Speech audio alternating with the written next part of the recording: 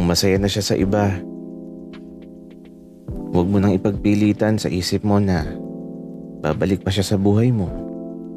Kung sinasampal ka na ng katotohanang bumitaw na siya at di na talaga kayo muling babalik sa nakaraang parte na lang ng nakalipas mo.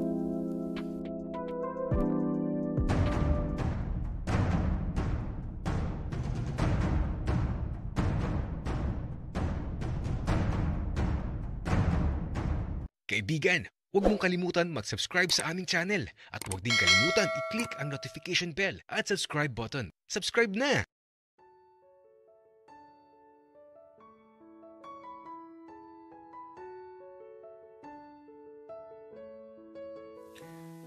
Umalis ako sa bahay na di ko alam kung nasaan si Cairo. Nagtanong pa nga si Papa kung tulog pa daw. Pero ang sabi ko naman, baka kasama ni Taki. Kasi sila yung huling magkasama kagabi. Makulit pa naman yung si Taki. Baka mamaya kung anong gawin nun sa kapatid ko.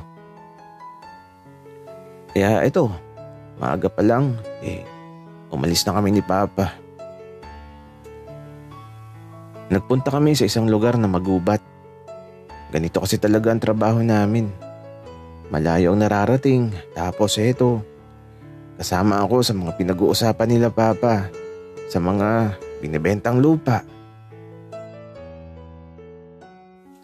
At buti na lang, maaga kaming natapos. Nagkabayaran na nang pauwi na kami. Medyo mahaba lang ang biyahe pero di naman kami aabuti ng dilim. Tulog nga lang si Papa habang nagmamaneho ako ng sasakyan. At nang makauwi na kami sa bahay, diretso lang si Papa sa silid. Ako naman, nakatanggap ng mensahe galing sa tropa ko. Andun daw sa bahay nila si Taki at yung kapatid ko. Ay nako. Si Taki siguro nagdala sa kapatid ko dun sa tropa ko. Ayoko pa naman na nagpupunta palagi dun. Kasi nga yung kapatid ng tropa ko, may gusto sa akin. Kaya lang, si Taki, gustong gusto ang babae na yun. Siyempre, ayoko nung magkaroon kami ng samaan ng loob ni Taki. Kaya ipapaubaya ko na lang sa kanya. At saka, di ko trip yung kapatid ng tropa ko. Napakabata pa. 18 lang. Ako, ilang taon na ba ako? Matanda ako ng 10 taon sa kapatid ko. Alam niyo na siguro kung anong edad ko.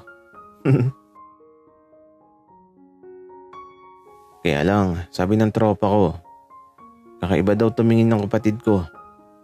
Nagdamit na nga daw siya. Kasi pinagmamasdan daw palagi ang katawan niya. Pati daw yung Taki. Pinagmamasdan din daw yung katawan niya. Napapaisip tuloy ako. Bakla ba si Taki? Si Cairo kasi parang malambot Pero si Taki, hindi ako sigurado.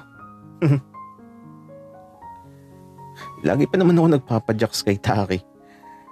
Trip lang namin yun kapag nanonood kami ng mga kakaibang palabas. Kasabay ng aming pagpapalabas. Pero teka nga, pupuntahan ko muna si Taki at Cairo. Kaya pagkaalis ko sa bahay, diretso na ako kaagad doon sa bahay ng tropa ko. At pagkarating ko, nakita ko kaagad si Taki at Cairo na nanonood ng TV. Okay naman sila. Masayang nag-uusap. Parang sobrang close na sila, kaya lang yung kapatid ng tropa ko. Nagulat sa pagdating ko.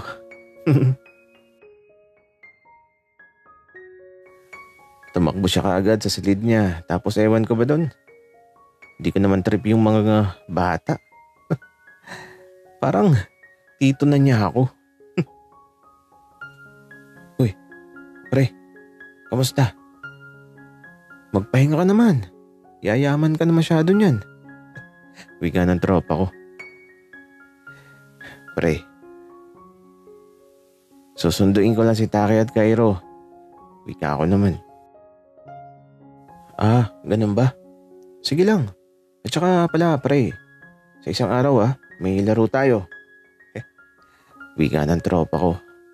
Tapos bigla na lang lumabas yung kapatid niya na babae. Inayos ang sarili. Tapos nag-makeup pa. Pre, sige. Uuwi na kami. Wika ako. Pre, alam mo, trip ka ata ng kapatid ko. Okay lang sa akin. Tropa naman tayo eh. Pero huwag mong sasaktan. Baka malintikan ka sa akin. Wika ni tropa. Gagi boy. Umayos ka nga. Tropa tayo. At si Taki ang may gusto sa kapatid mo. Wika ako naman. Pre, biro lang. Sige na. Sunduin mo na yung dalawang yan. Cairo, Taki, tara na. Wika ako. Kuya, saglit. Tatapusin lang namin yung palabas. Wika naman ni Cairo. May pinapanood kasi sila. Ewan ko ba kung ano yun. Cartoons eh. Mga bata pa talaga. Kaya naman, napaupo na lang din talaga ako dito sa sala. At yung kapatid ng tropa ko. Ala, ano ba naman yun? Ang iksi ng suot na short. Kapag nakatalikod ay Diyos ko. Makikita mo na ang kapirasong pisngi ng mga anghel. Nakakatokso eh. Kaya lang, ayoko ng bata. Alagain pa kapag ganun. Tsaka si Taki ang may gusto sa kapatid ng tropa ko. Kaya di ko papakailaman ng batang yun.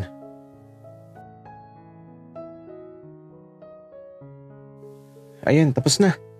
Tara na, Kuya Elias. Wika ni Taki. Oh, magpaalam ka na din dun sa crush mo. Ayoko. Hindi naman maganda. Wika ni Taki. Nagtataka tuloy ako. Ano nangyari? Bakit di na niya crush yun? Kuya Elias, ayaw kasi nung kapatid nung tropa mo sa bata. Gusto ay matanda. Ikaw daw ang type.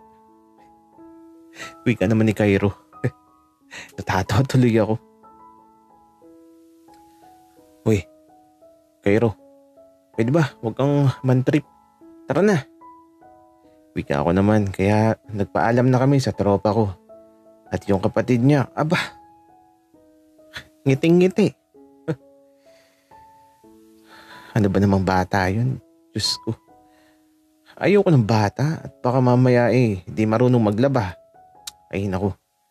Tapos, di marunong magluto. Diyos ko. Hoy, Taki. Sa inyo natulog si Cairo kagabi? Oo, Kuya Elias. Bakit? Wala naman. Natanong ko lang. Pero Taki, baka may ginawa ka sa kapatid ko Kuya Elias, wala ha. Tsaka nagkwentuhan lang kami ni Cairo kagabi. Di ba Cairo? Kwentuhan lang tapos tulog.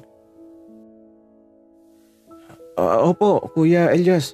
Kwentuhan lang talaga tapos natulog lang kami ni Taki. Wala namang kakaibang nangyari.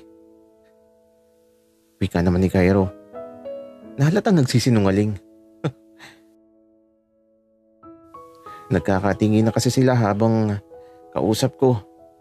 Kumbaga, binabasa nila ang iniisip ng bawat isa. Taki, ano palang nangyari sa mata mo? Bakit mapula yan? Baka napuminglang Kuya Elias. Sige, dito na ako. Wika ni Taki na nagpaalam na din kay Cairo. Kaya lang si Cairo, bakit gano'n siyang ngumiti kay Taki? Alam mo ba yung abot langit ng ngiti? Yung parang masaya lang. Tapos nung kami lang ang magkasama. Nakangiti pa din siya. Hoy, Cairo, bakit ngiti-ngiti ka? Kuya, naalala mo ba yung crush ko na nakita ko dito? Alam mo, nakita ko ulit. Ipakilala mo sa akin yan, Cairo. Sino ba yan? Kuya, isa ka na. Basta ang mahalaga, masaya ako. Wika ni Cairo. Alam ko naman na si Taki yun. Ay, nako. Ang kapatid ko, dalaga na. Simula ngayon, bawal na siyang matulog kay Nataki at bawal magtabi sa higaan. At higit sa lahat, bawal magjowa kasi nag-aaral pa. Baka magalit ako kapag nagjowa siya. At kailangan ko na din sigurong dumistansya kay Taki. Kasi crush siya ng kapatid ko. At ayokong magalit si Cairo sa akin. Sobrang close kasi kami ni Taki. Ako na lang talaga ang lalayo para sa kapatid ko.